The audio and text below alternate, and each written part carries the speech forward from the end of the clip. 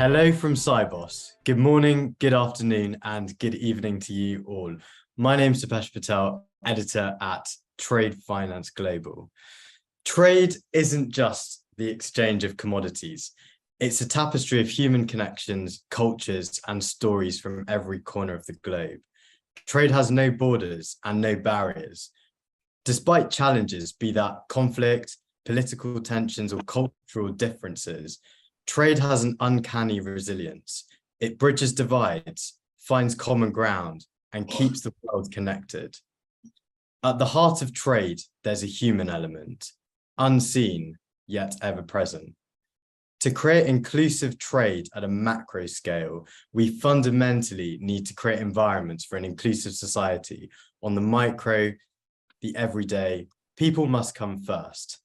Today, we're talking about sexuality in the context of LGBTQ+, or lesbian, gay, bisexual, transgender, queer, and allies, and some of the issues they might face in trade, treasury, and payments. It's a topic that's incredibly important for so many people, but sadly, it's still vastly undercovered and unspoken. In preparation for this interview, I struggled to find many pieces covering LGBTQ+ conversations across the trade, treasury, and payments industry. So here it is. As a gay man myself, I'm no stranger to playing it straight or not disclosing the gender of my male partner when it comes to discussions. Work was and has been a safe space to be who I am, as it should be to everyone, but it's certainly not without its challenges. That's why today we're doing a first. We're flying the flag for the LGBTQ+ community in trade, treasury, and payments. Representation matters, and this narrative is important, even if it means we need to step outside of our comfort zone, be brave, and be vulnerable. Today, our panel will touch upon personal journeys, the power of role models, and the often overlooked challenges faced by individuals in an environment where professional and personal identities sometimes clash.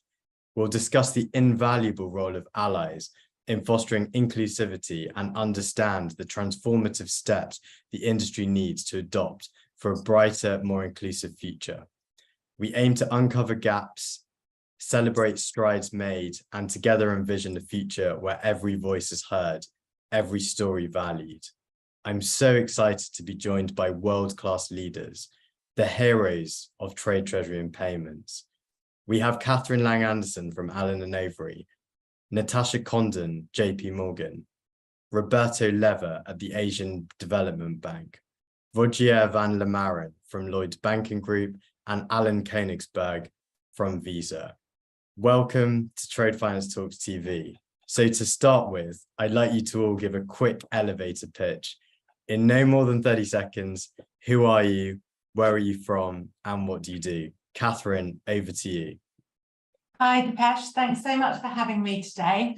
I'm Catherine Lang-Anderson. I'm a partner at the law firm Allen & Overy, and I specialise in trade and commodity finance. Thank you very much. Tash, over to you. Lovely to be here. I'm Natasha Condon. I work in the trade and working capital team within payments at JP Morgan. I'm currently the global head of sales, and I'm also our trade region head for Europe, Middle East, and Africa. Roberto, over to you. Thank you. My name is Roberto Leva, and I'm one of the relationship managers of the Trade and Supply Chain Finance Program at the Asian Development Bank, and based in Manila.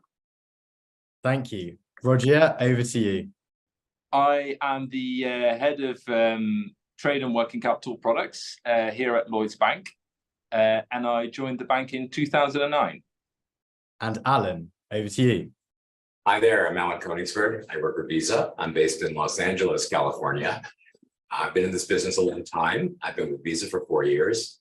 I'm head of our large and middle market business around the world, our global verticals, as well as working capital.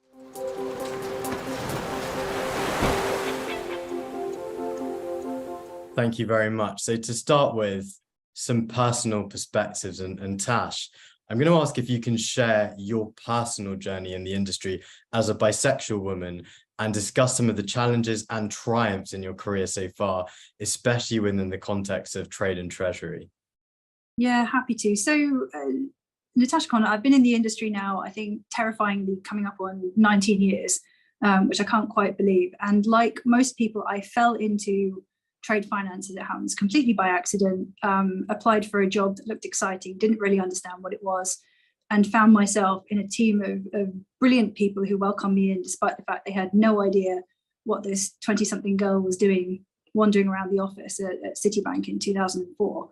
And they taught me pretty much everything I knew.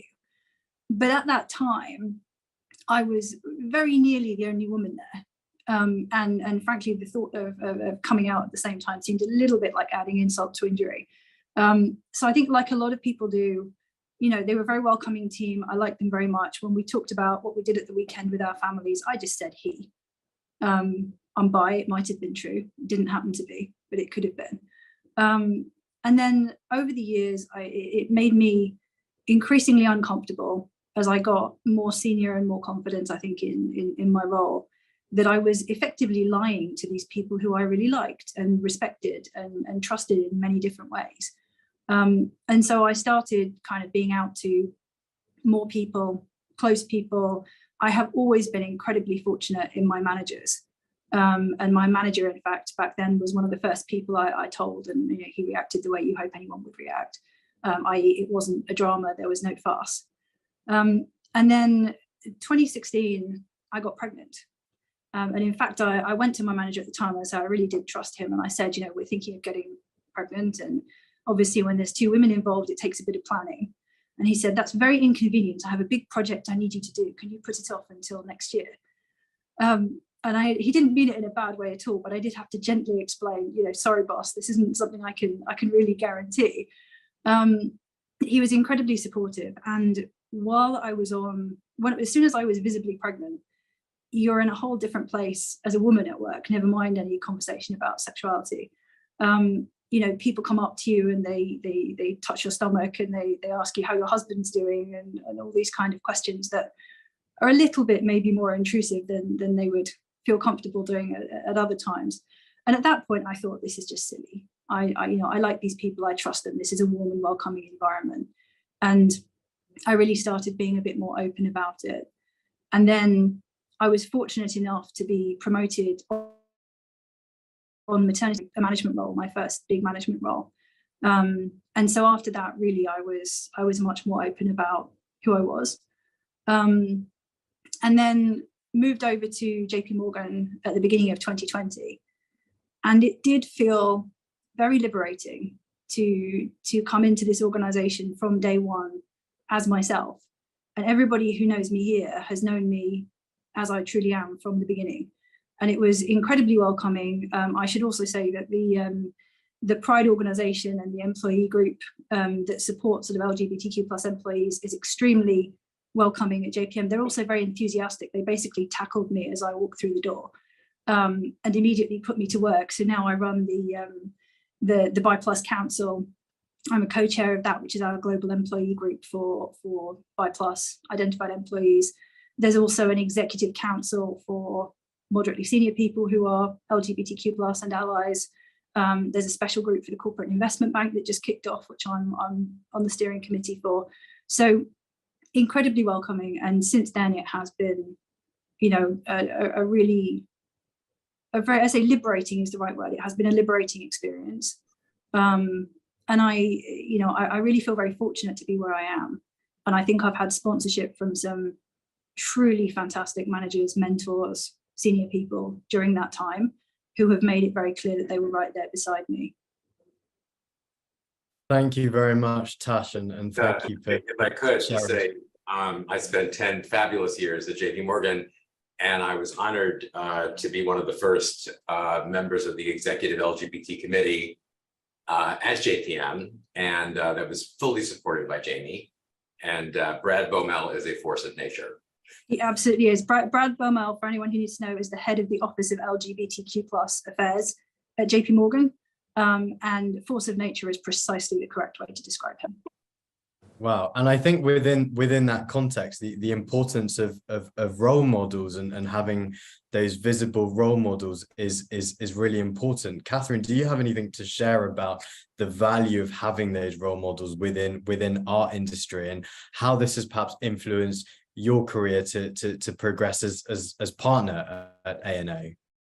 Yeah, sure. And I think Tasha's story could not have illustrated the importance of role models any better, right? Because I think sometimes when we're thinking about diversity, equity, inclusion, what we don't want to do is get stuck in the theory of it all. And what we want is to hear some real life stories, some successful leaders in our industry. And I think Tasha's story is incredibly inspiring, right? And perhaps somebody listening to Tasha's story might be able to shortcut the first part of that journey a bit, inspired by listening and taking advantage of role models. So I think that's a perfect example of how important this is.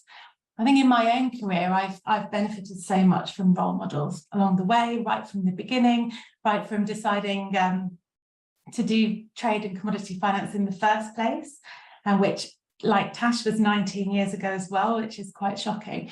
But I think what's been quite important for me is to remember that you don't need one role model who ticks all the boxes of how you see your career playing out. So I think for me, it's been really important to have different role models where I've been able to pick different aspects of, what I admire about them, how they operate, how they combine work with home commitments, some great lawyers that I've been inspired by who might not necessarily even do the same practice area as me, equally people in our industry who aren't lawyers, but who I admire in other ways as well. So having access to all of that has been amazing. And I think what we're getting much better at, actually, whether that's within our own organisations or like this coming together as an industry, is celebrating role models and being able to sort of put that message out in quite a big way. So obviously now, we have things like this, which can be beamed to an audience across the world, no pressure to any of the panelists. At work, we make a lot of use of our intranet in terms of celebrating stories from around the world. And I think that's what's really enabled people to find stories that resonate with them. Thanks, Catherine. And I guess being a role model really takes being authentic, and Alan, being LGBTQ plus is not accepted all around the world. And I guess with that in mind, can you discuss your personal journey around the importance of being your authentic self within the industry? Sure, that's going to take a while. Keep it quick. So I finished college in 1989, so you could do the mathematics yourself to let you know how long I've been around in financial services. And I was very fortunate as a kid growing up on Long Island in New York to have a family that both my mom's and my dad's family were like in the textiles business, big textiles companies, and frankly accustomed to dealing with gay people in sort of in that kind of environment. And they were very, very understanding. As a matter of fact, parents always know, right? If you're a parent, you always know what's going on with your kids. So very early on, I felt very comfortable. When I went to college in Boston in 1985, I sort of made a decision that I don't think I called it authentic. I don't think I called it anything other than I was just going to be me. I guess that's would be a song or something, but I was just myself. I never adjusted pronouns. I never lied and said I was something else. And I know people have very different journeys, and that sort of carried through. One thing stuck with me, though, was a conversation with my mom at the time saying, you're choosing a difficult path for yourself, Alan. This could be very challenging for you.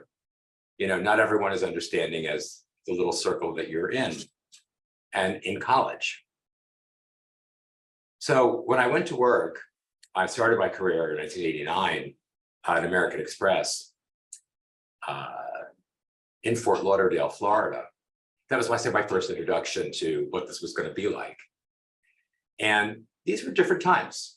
let's admit it, like the last couple of decades have marked significant change. Through it all, I've always been my authentic self. Come thick or thin, or thin or thinner.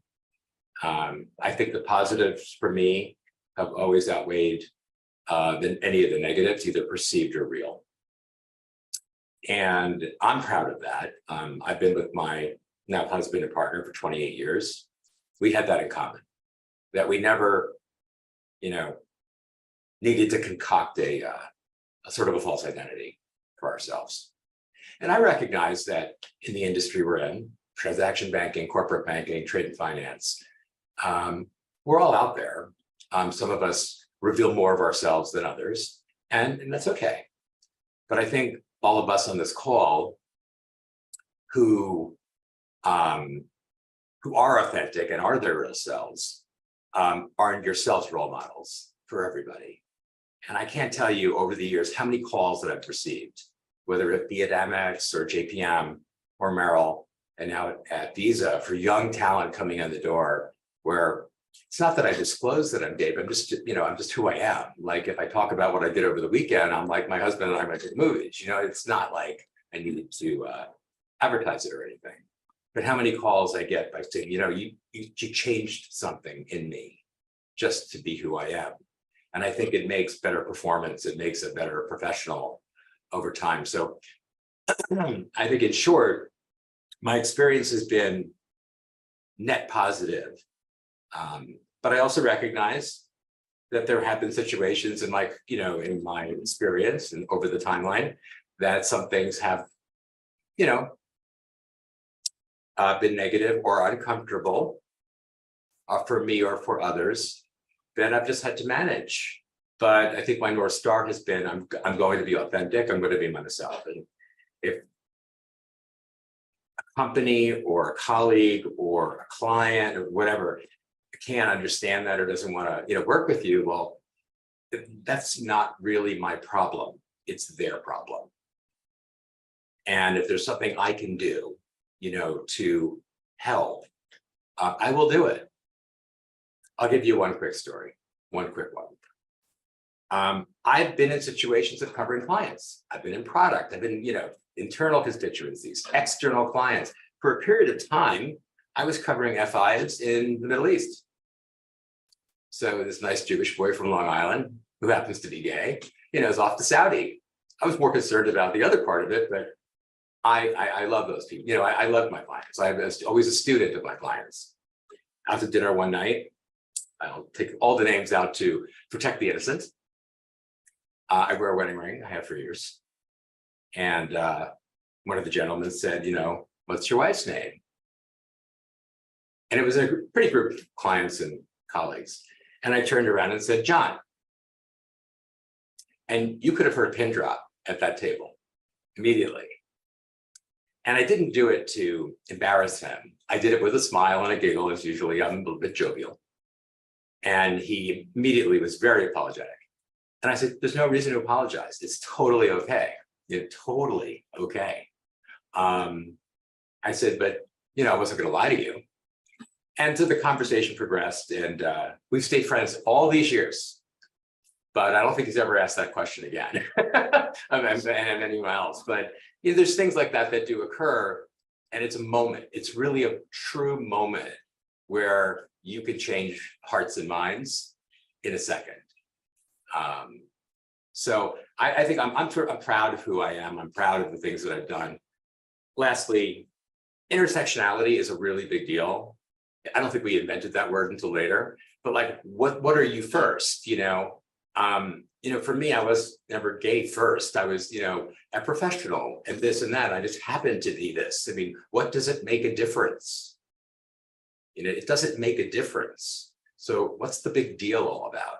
I mean, I get what the big deal is all about, but, if we behave that way, and level it that way, I just move on. And hopefully others do too.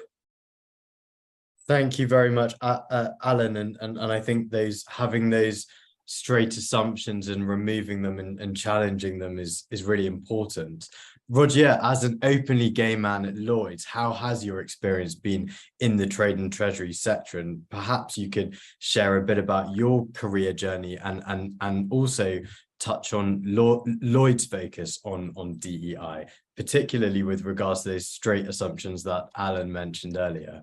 Yeah, of course. Thanks, Deepesh. Well, again, as I said, I joined the bank on the grad scheme in 2009, and really, it's a great organization to work for, and one that's very committed to creating diverse and inclusive, high-performing teams. And that really sits at the core of the success of the business, our ability to deliver for our clients. At Lloyds, we're really clear that the communities that we serve as a group are diverse themselves.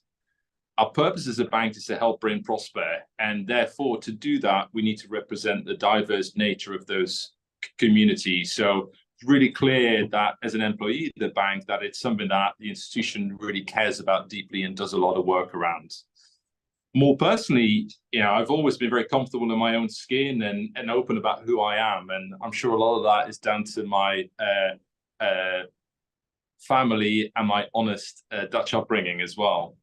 I've only ever received support from my colleagues at work, which I'm very grateful for. And by extent, it's one of the main reasons why I'm an active supporter of diversity, equality, and inclusion more widely, as it feels right to create equal opportunity for everyone and to repay the favor almost. There is a piece around the innocence sometimes of assumptions, which, personally, I don't take offense to at all, but people will often assume that you're straight and that if you're a man, you're married to a woman and vice versa. I remember, as an example around that, I got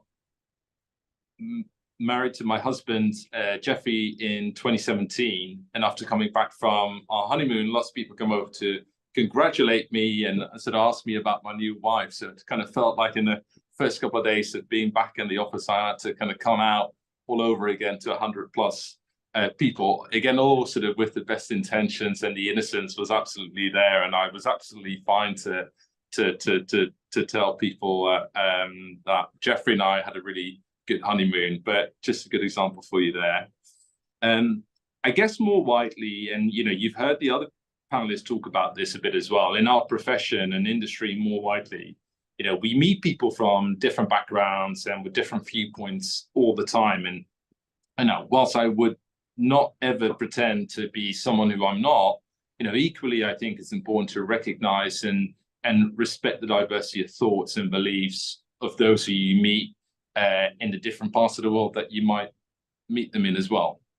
Roberto, what has been your experience working in the private sector at Asian Development Bank on the other side of the world in Manila? I guess you've been navigating LGBTQ plus in a context where there are very different views around those rights among ADB's member countries. I guess, how can organizations and individuals in these countries really support their LGBTQ plus colleagues?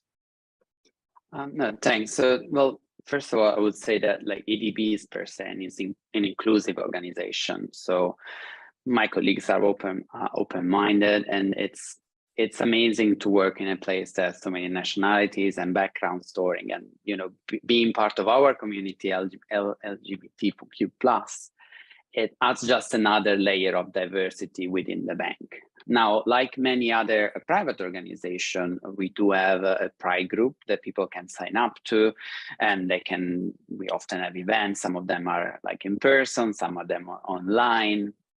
The overall being in the Philippines, Manila, helps feeling quite comfortable, because I don't think I've ever met people as welcoming as the people from the Philippines, both in the work and the private environment.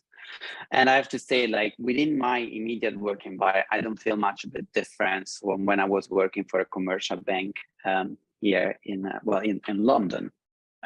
So on that front, it's all positive. Now, it's true what you mentioned. There is certain views in the larger sphere that are not extremely positive. Now, it's very good that, for example, from an Asian Development Bank perspective, we have a lot of social experts So in different part of the organization. So we openly recognize that, for example, the exclusion of our community, okay, would hurt the national development of any country, because it seems it leads to a loss of human capital, which goes to a reduction of GDP. So we kind of like the social elements is in favor of argument for our community. As an organization, we also say that recognition that we have the same human rights than any other people, and we are protected by international declaration and conventions. And ultimately, the diversity per se is one driver of creativity, right? So hindering our community is a missed opportunity to improve things like decision-making process or problem solving. Okay. Now, the bank respects every employee's background. Now, so I wouldn't say that the non-LGBT friendly view of certain countries is impacting my positive experience, but having stated that, there is a big concern, like attention paid towards privacy, towards respect the individual decision, especially those that are working from location where being a part of our community is an issue.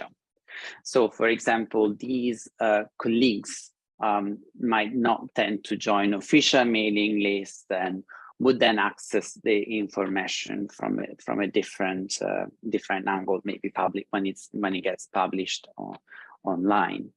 Now, I think that organizations and individuals per se can support their LGBT+ colleagues, also those in the more challenging situation, I find. So when it comes to organization, it's about constantly and always showing the respect for the employees, wherever they are. Respect is key, and a good way of providing support, even in dedicated circumstances, is providing networking opportunities. If group networking opportunities are not possible, are not what makes that employee comfortable, I would say the organization needs to support, for example, listed bilateral networking opportunities, like mentoring opportunities, to allow the inclusion of those members of the community that want to be part of it, but don't have the opportunity to be part of it explicitly. Okay.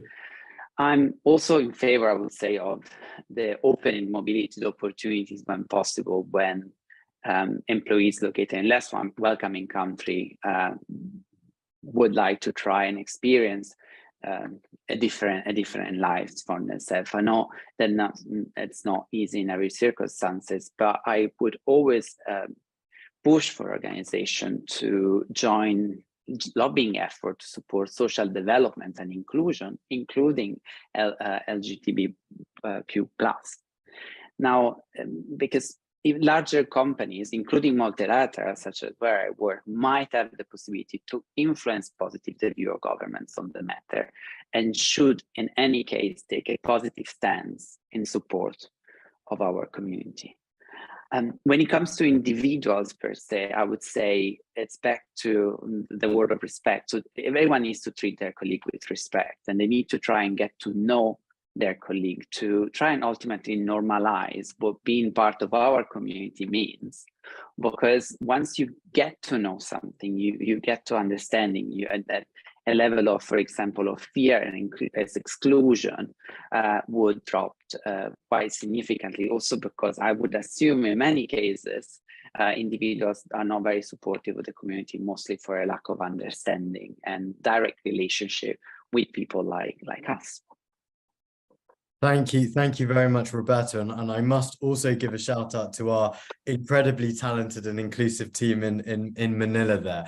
I think respect and also the silent influence of a powerhouse like a multilateral ADB is really important there.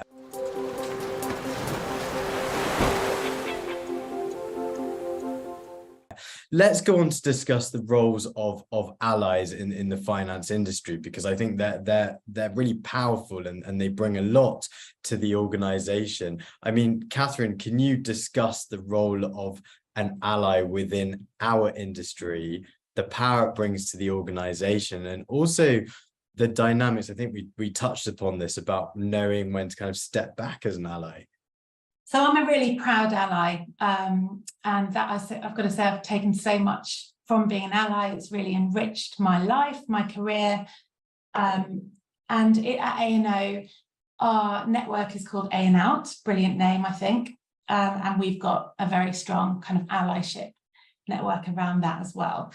Now, just to give you a sense of the numbers, there's about 100 members of A and Out, and there are 700 allies within our firm who formally signed up, right? So that gives you a sense of the scale and the power that the voices of the allies can add. Just amplifying the message and generally being supportive and hoping to encourage progress. I guess I've kind of approached being an ally in different ways. Firstly, I'm really into all the merch. So I've been collecting a lot of different items over the years.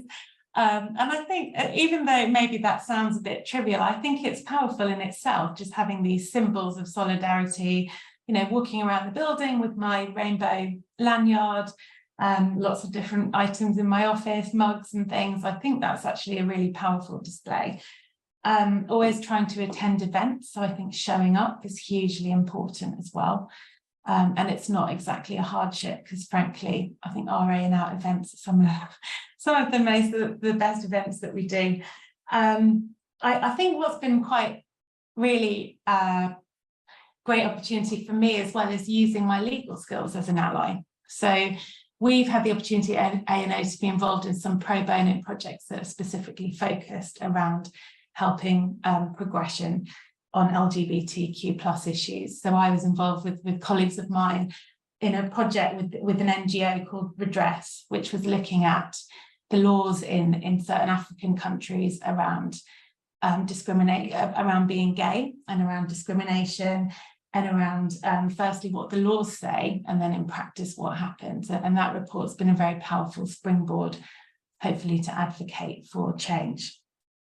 And I think as you sort of touched upon a little bit, Deepesh, I think a big learning point in my sort of journey as an ally has been knowing when to step back. So I think it's been really important to remember that actually, for example, in A and Out, you know, part of the role that our network has is being a safe space where people can access information and have confidential discussions and get support.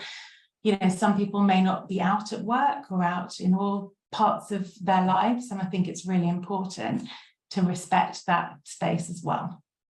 And I think, you know, being allies generally, I think there's so much that we can do, particularly when we come together as an industry, because I'm really conscious that, you know, the trade world is made up of all different types of organizations. Like the organizations that we all work for in this session are quite large organizations where we have access to and resources to be able to build these kinds of amazing examples of what can be done.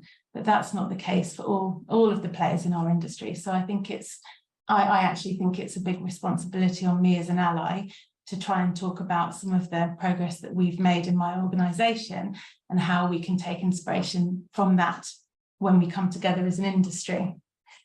And I think the other thing about being an ally is educating yourself, but also not being too worried about saying the wrong thing. I think that's quite important, and not letting sort of a lack of complete knowledge hold you back from trying to sort of visibly show support. It's shocking to, I'll bring it back to law again, because I love talking about law, being a lawyer, but it's quite shocking for me to think that during my entire education, so 1998 to 2003, that coincided exactly with a law that was in place in the UK called Section 28, which prohibited promotion of homosexuality by local authorities. So that's the kind of backdrop that I grew up in, and people of my sort of generation grew up in the UK. So I think, you know, remembering kind of none of this stuff is a completely different world now. I see it with my kids at school and the kind of, you know, the different approach that is taken nowadays. But we have to remember that backdrop, but also really hold ourselves to account for making progress. And there's no guarantee, unfortunately, I think the last few years have shown there's no guarantee that progress is linear. So I think it's all the more important now to be really clear about what we stand for. Thank you very much, Catherine. And I hate to be cheesy, but I've just remembered I had this in my bag. So there we go. We'll put it on for the duration of the rest of this this video. Tash, how have allies within JP Morgan contributed towards creating a safer and more inclusive environment? Can you share any instances that really demonstrate that impact of allyship? Yeah, absolutely. And allies are special. We all know it. It's an admirable thing to advocate for yourself, but people who fight for others when there's nothing in it for them and there's no personal benefit to them, those people are special. And you know, we all live with the benefit of that every day, no matter what minority we belong to. I think so here's one. I joined JPM in 2020, right into the teeth of COVID, and shortly after that, I had the opportunity to go and meet with Jason Sippel, who's the global head of equities at JP Morgan. And Jason Sippel is everything you expect the global head of equities at JP Morgan to be. You know, he's tough, he's decisive, he's intellectually brilliant. Hopefully he's not going to kill me for talking about him like this. And I went to meet him on the trading floor, which is also very exciting because I don't work on the trading floor.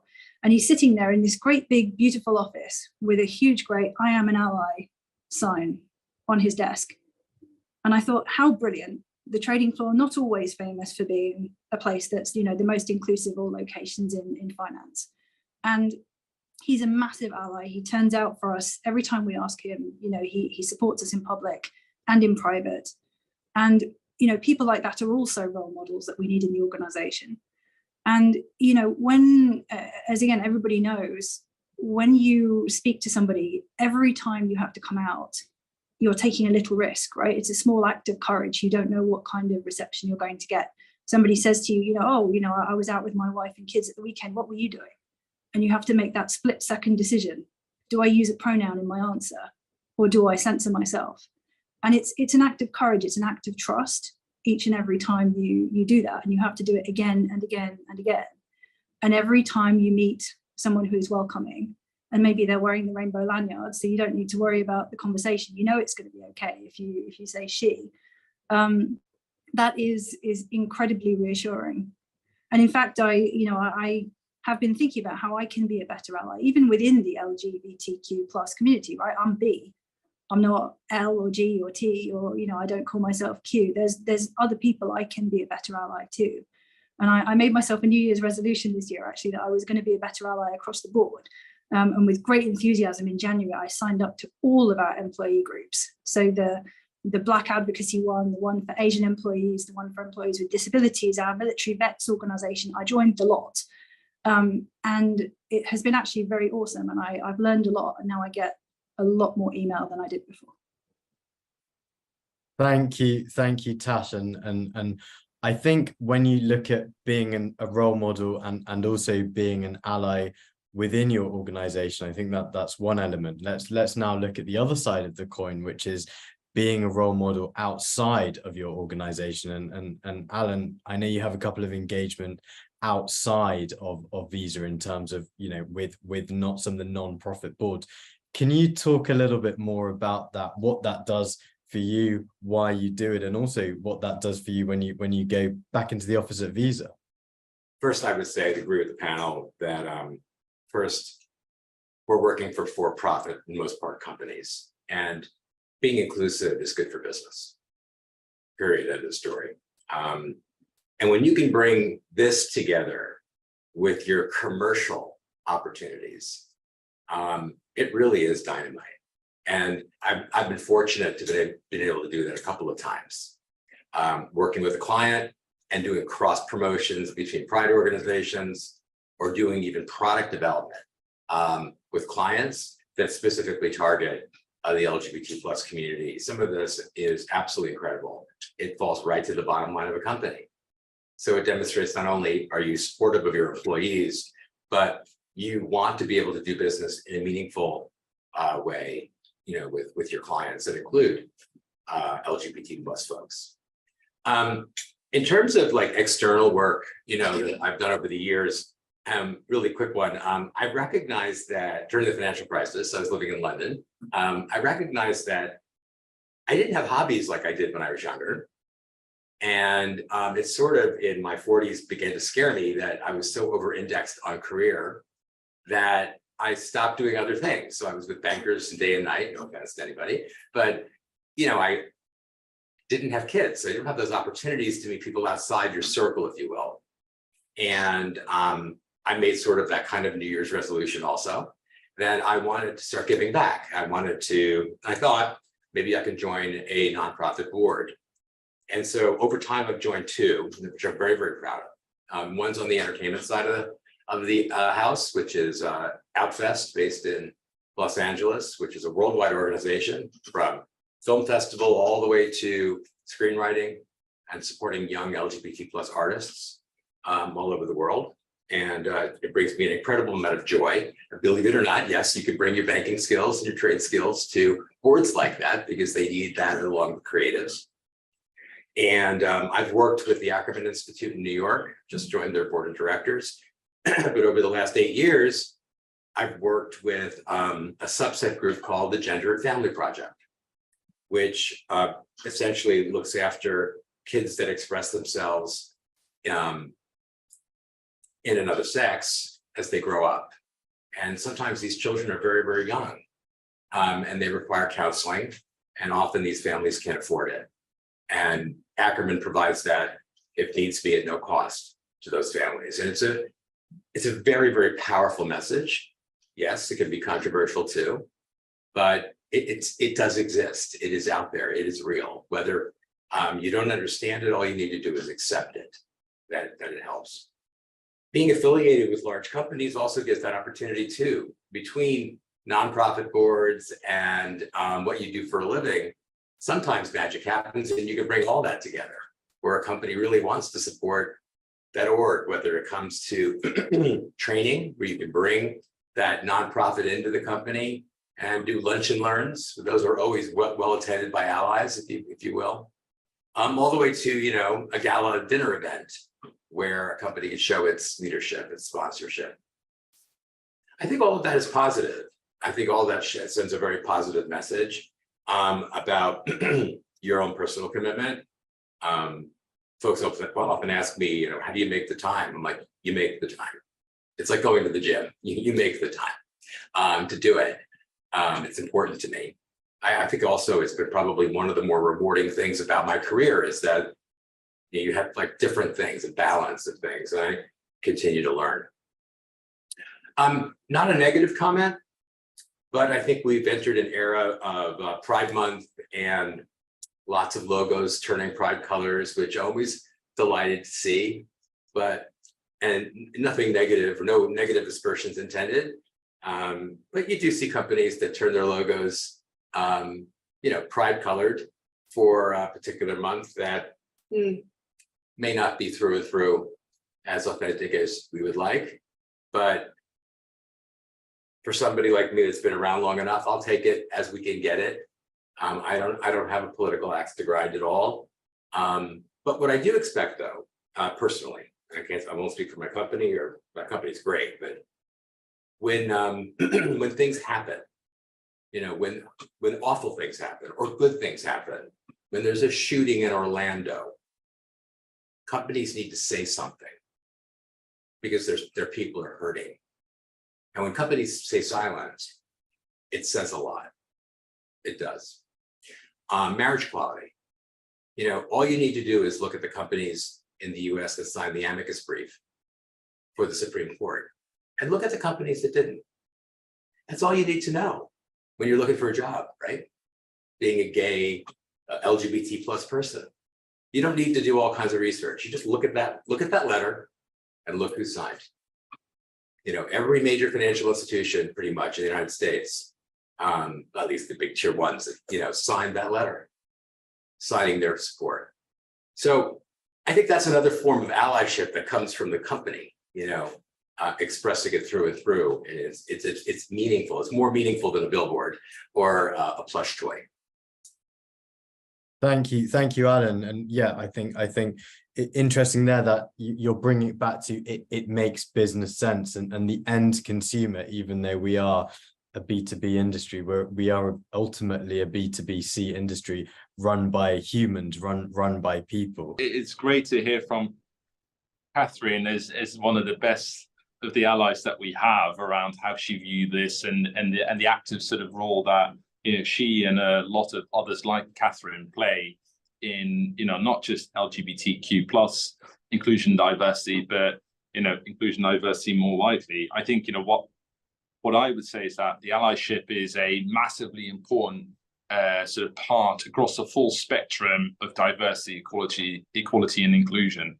And often enough, it's really the allies who bridge the gap between the wider organization or industry, and often within it, the smaller groups of individuals who are actively trying to deliver change. Having people like Catherine and other allies around us who are able to influence and to positively engage with wider groups of people, either within the companies that we're part of or the wider industry that we're part of, really makes a difference between doing an okay job or doing a really great job at diversity, equality, and inclusion.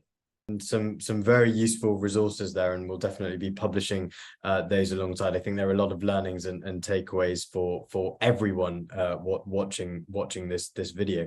Roberto, do you have any examples of allies who've supported you either within or outside or previous to ADB, and perhaps talk about how this has helped you through your role? Well, I would say that allies are essential to make make a person feel at ease in a work environment. This could be from extreme cases of avoiding any discrimination in the organization to allowing a person to come as they are. I feel like not being able to rely on colleagues in the work environment as ally would be as hard as going through your personal life without friends or family. So a very bad situation that certainly does not allow you to give 100% in the work environment. That's how important the role of an ally, I think, is in an organization. Now, when with regards to specific cases, so it was when I was in my previous job at JP Morgan, and that I came out. I personally didn't make any announcement, neither I did feel the need. I had to. But those people that showed understanding when I was mentioning elements of my personal life that I didn't disclose before and kept treating me exactly the same, those were the ones that I automatically considered allies. Like, some people were asking questions, and it's okay, because within reason, it does not really matter what you ask, but I think it's matter how you ask it and what your intention is. Okay. And I also find that being an ally, being the attitude of an ally for our community, for the LGBTQ plus community, also allows you to grow your level of empathy overall, which is a great plus when you're dealing with people that might have other diversity trait other than our community, because they might have simply a different cultural background other than yours, of an overall different life situation. So I think the attitude of being ally is not just in favor of our community in relation to our community, but it's an overall shows of empathy and understanding, which really helps a person grow.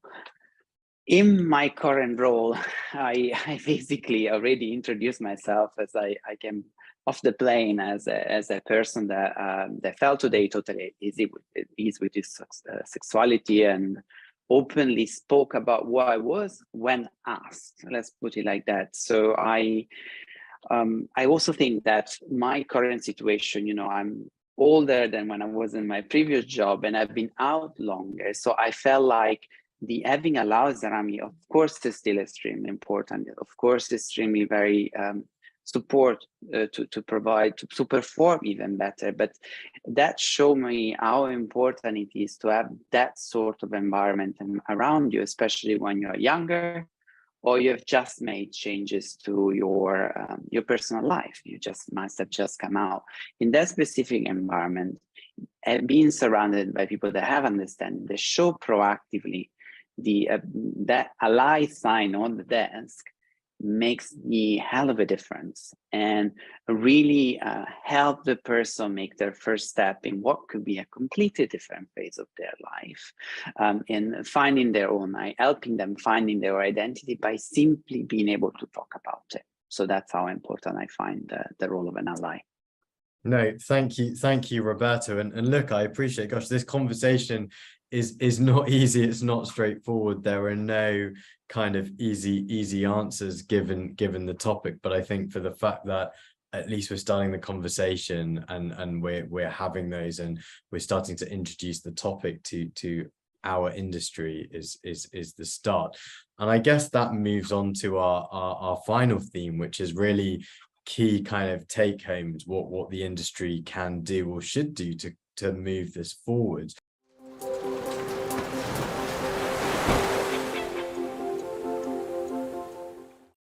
Rogier, I'll start with you. I guess from a business perspective, how can embracing DEI policies lead to perhaps growth and profitability, as Alan mentioned earlier, in financial institutions?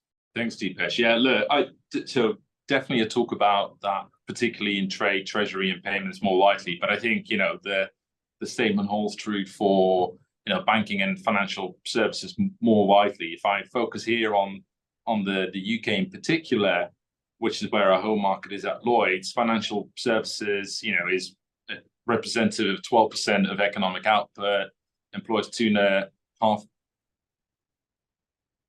million people up and down the country, 2/3 of which are employed outside the London area. So driving that diversity, equality, and inclusion across the industry and into the economy more widely is really important. And the way in which, I think about this personally, and to a degree, the way in which we think about this at Lloyds is the communities we serve as a large financial institution are diverse by themselves. And, that holds true for Lloyds Bank in the UK, but equally, that will hold true for any large or small or regional or global financial institution that, any of us might be dealing with it at any point in time, or any of us might be working for, any of us might be a customer of. And starting with the human aspects, I guess, extending opportunity and equality for all of society, quite frankly, in my view, simply is the right thing to do. That applies both to the clients that we serve, as well as the colleagues we employ here at Lloyds Bank. Hopefully it goes without saying that the human argument is very clear and one which people don't need convincing by. But in case they do need more reason to be convinced as to why a really good focus and strong policies on diversity, equality, and inclusion are important, then the corporate business case could not be more clear if we tried. First of all, there's clear evidence that shows that businesses are more successful when they have a really healthy gender and diversity balance right across their workforce, which goes all the way to the executive tiers of their organizations as well. We know that diverse companies outperform industry peers on profitability and on performance as well. There's been all sorts of research done by a number of industry leading firms. But if I pick a bit on research done by McKinsey's found that companies with cultures in the top quartile perform up to 200% better than its peers in the bottom quartile of the quality of the culture that these institutions have and their commitment to diversity, equality, and inclusion.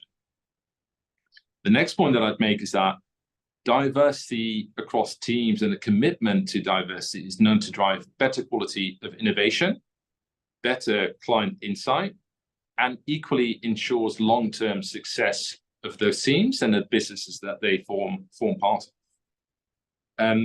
And last but certainly not least, diversity is massively important too when it comes to attracting top talent into any organization and to our industry more widely.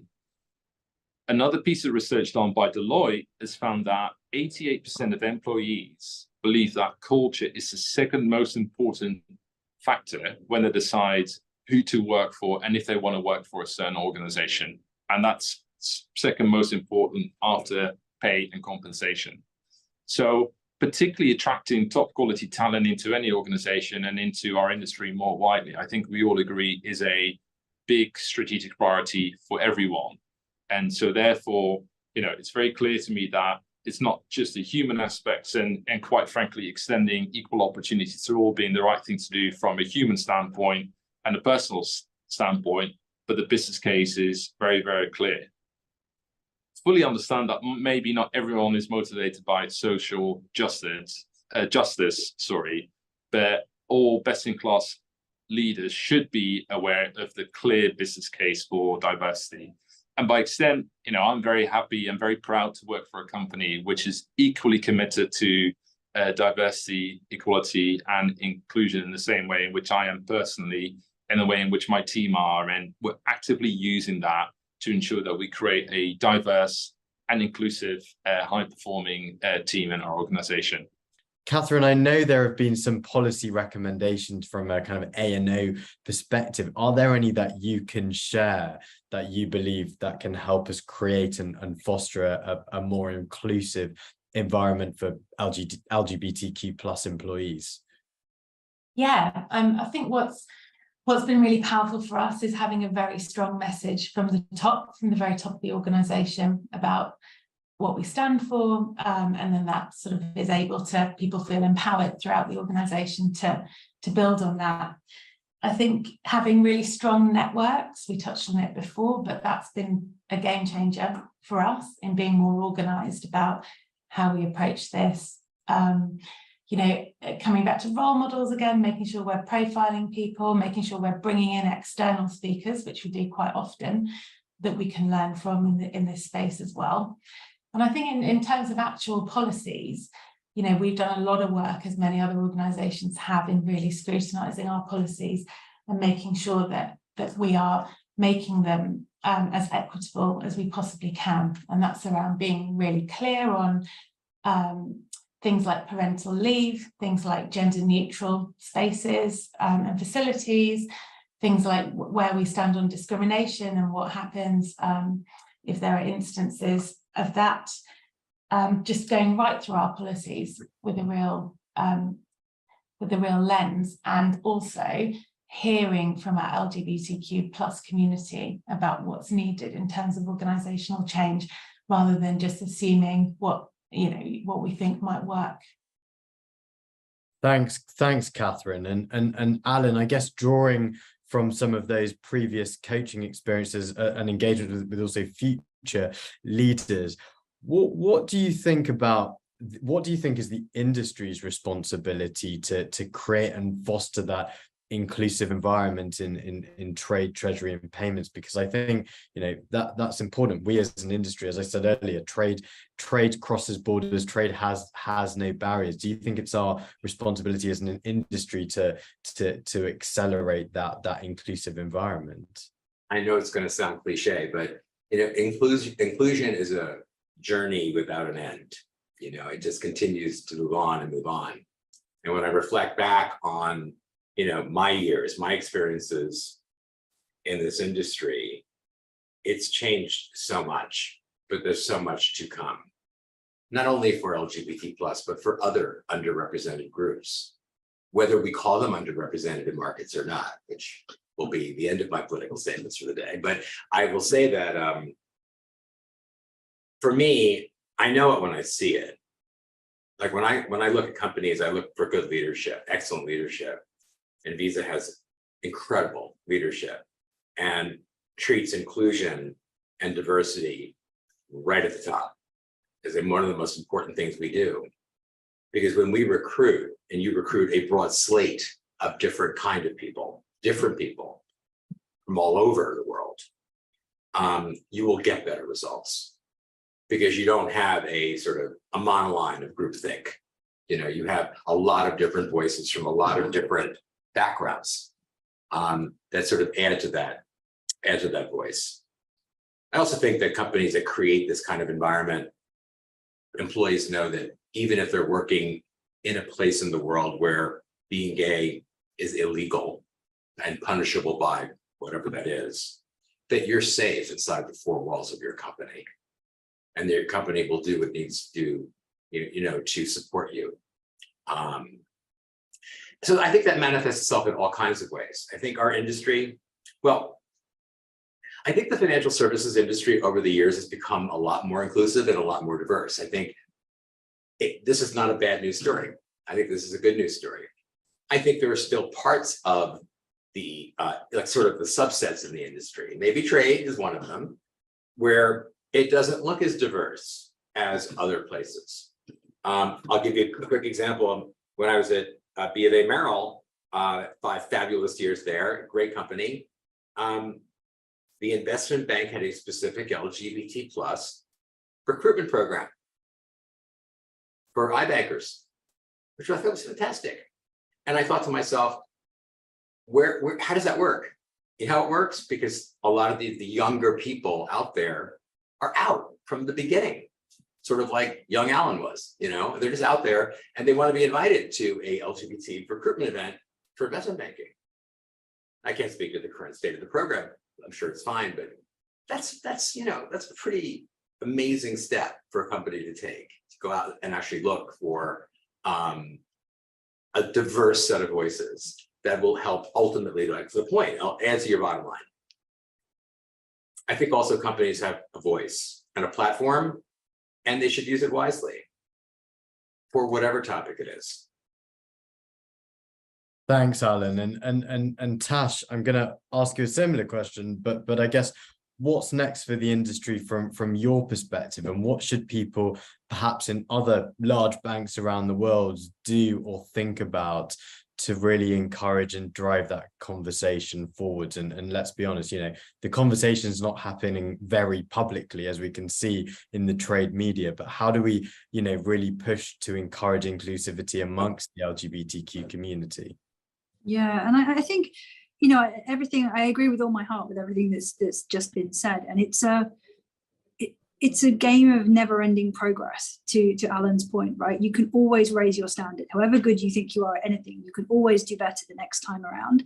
And, when you look at the new generation who are coming into banking, they're not even sure what all the fuss is about. Like, why are you guys even talking about this, right? They take it absolutely, as read that organizations should be inclusive. They're not interested in working for somebody who is not. And I want to compete for the absolute best of talent. I want people fighting like cats and dogs to get into my organization, because it's the place to be. Every single talented person out there. And this is just another sort of, string to our bow in doing that. In terms of what can big banks do, I think there's a lot of good work being done already. There's employee groups, there's representation, there's ally groups. My suggestion at the individual level is always this: do one thing more than you're doing today. Put yourself, if you're a member of the community and you're out, be very slightly more out than you were before, or give somebody a chance to have a conversation with you that you wouldn't have done before. If you're an ally, be a little bit, collect one extra piece of merch, to Catherine's point, put a little sign on your desk if it wasn't there before. It makes a difference to more people than you know. And then bit by bit, step by step, without making anyone uncomfortable or disrupting anything too much, we will improve the quality of our organizations and the inclusion and the talent attraction, and the whole industry will benefit. Thank you very much, Tash. I've made a whole page of notes, but perhaps we might have to save that for writing an article. But I think the main thing is, look at your company policies, challenge them, look at parental leave with a gender neutral lens, look at discrimination policies, be an ally. We've heard lots about what that means. Learn about LGBTQ plus people, their challenges, and also some of the exciting things. Look at and explore LGBTQ recruitment programs, how they work, and why they're good for business. I'm going to ask you all one final question, and to leave on a bit of a high, but if you all had the chance to ask your younger selves, to tell your younger selves one thing before you entered your careers, what would it be? Alan, what would you say to younger Alan I don't think younger Alan would listen to me, but Is this sorry? Is this a moment where we all have pictures of our younger selves? I should have asked you to print younger self. I guess I would tell my younger self, stay the course. It's going to be okay, because for every high point, there's been a low point, and for every step forward, there's always a step back. Just keep going, keep going. And I know, one of my favorite quotes in the world is, an Oscar Wilde quote, which is, be yourself, because everyone else is already taken. Thank you, Alan. Roberto, over to you. I would say that not to have fears, to feel like you have to put yourself in a box.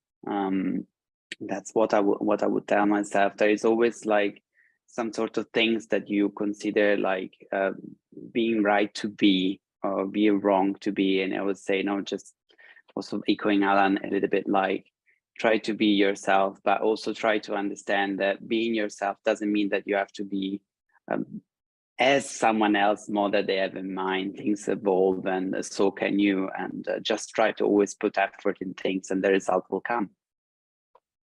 Thank you very much. Rogier, over to you.